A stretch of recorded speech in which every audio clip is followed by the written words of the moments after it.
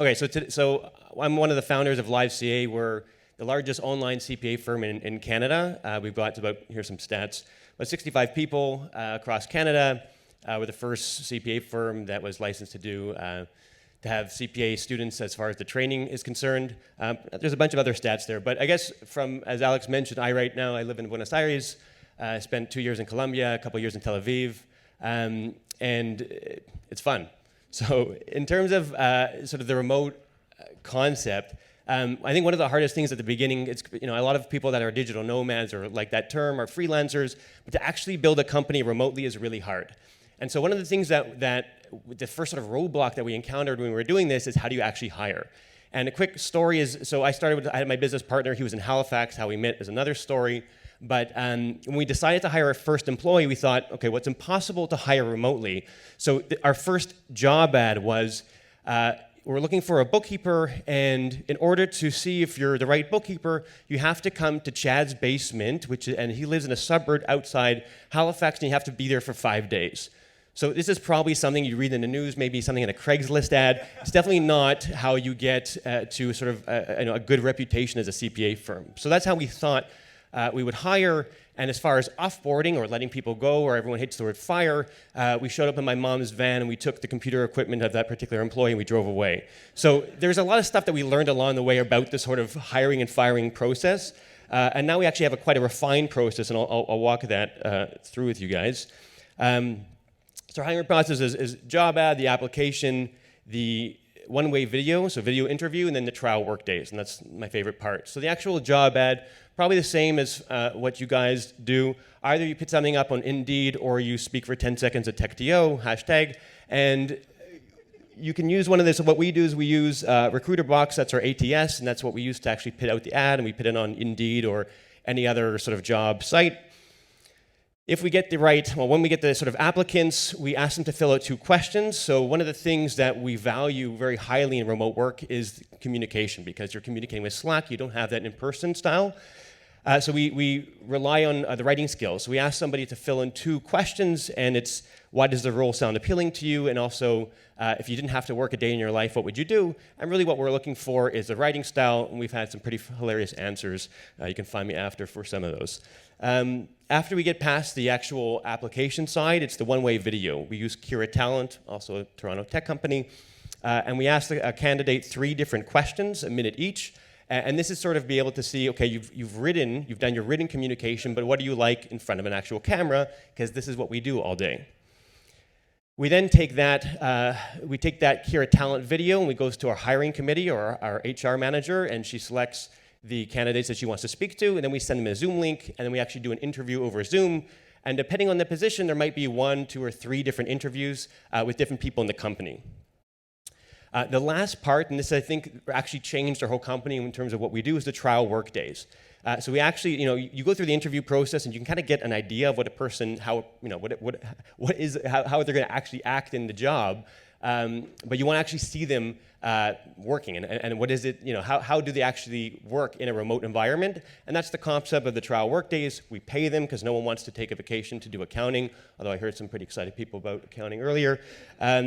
And the idea of the trial work days, we actually use an app called Teachable, and we put them through a bit of a course, and then we do a survey on Slack to the people in this trial workday channel to say, well, how did you like interacting with this particular person?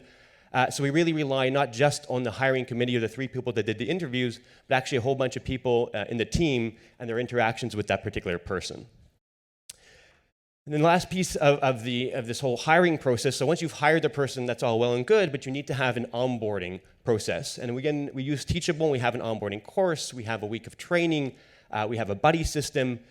So I think this concept of hiring, a lot of people, you think it's kind of easy, and then you sort of, as you go through this remote hiring process, you realize all the different challenges along the way. So these are other remote companies. They've got great employee handbooks, something that comes useful in training, and something that we rely on when we're looking for other ideas.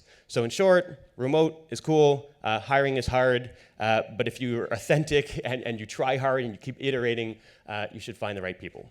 Thanks. Oh, standing ovation. This is wonderful. Thank you, guys. Cool. I'll give you guys a mic for questions. Questions? Question here. Don't all speak at once. I have one question. Hello, over here on your left. Great. Hi. Can you talk about privacy and data? So when you have remote working and you're sharing private and company data or maybe client data, and you've onboarded someone new and you're throwing them right in there, what do you do? Do you want my bank password? The person you're hiring remotely. Yeah, I mean, in terms of, look, I mean, as an accounting firm, I mean, the whole concept of confidentiality and privacy is obviously something very important. So it's not just one thing. I mean, all our passwords are encrypted. Only certain people have access to it. You've got, we use 1Pass as far as like password encryption. But as far as like you're asking about trust, like how do you actually trust that person? Look, at the end of the day, you're taking a risk on a person, right? And yeah, I guess anybody can, you can join a team and you can look at, whether you're in dev or an accountant or whatever it is, you can steal trade secrets, I suppose, and go somewhere else. I think ultimately in the hiring process, you're actually putting your trust in that person. If they betray that trust is a different story, but you're right. I mean, at the end of the day, there is an element of trust, and as long as you have, I suppose, good controls over security and privacy, then that's the best you can do. Over there. I think someone's waving over there. Yeah. Do you service Canada only, or are you international? Well, in terms of our team, everyone's Canadian, although you can live outside Canada or take workations.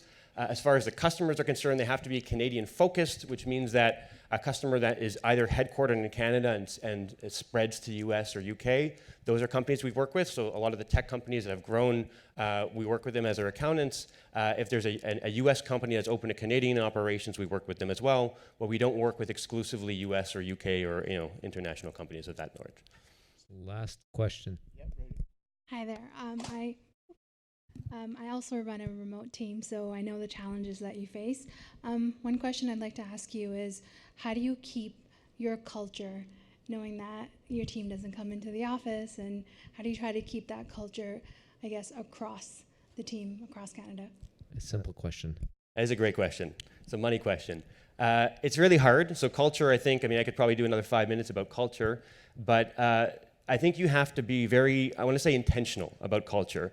Because in an office setting, you run into people and you have your everyday interactions that you probably don't give a second thought to.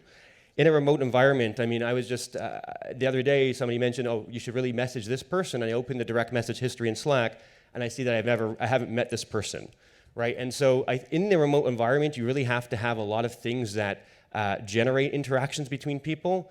So we do things like social Fridays where everyone can just hop on a Zoom call, beer and games, trivia nights.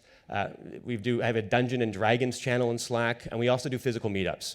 We used to do a big retreat every year, and as the team grew, we do regional retreats now. So I do think that a combination of in-person stuff combined with very intentional, things that actually have a time set where people can join in online, those are the things that help foster a culture that's supportive. That's it. Thank Thanks, you. guys.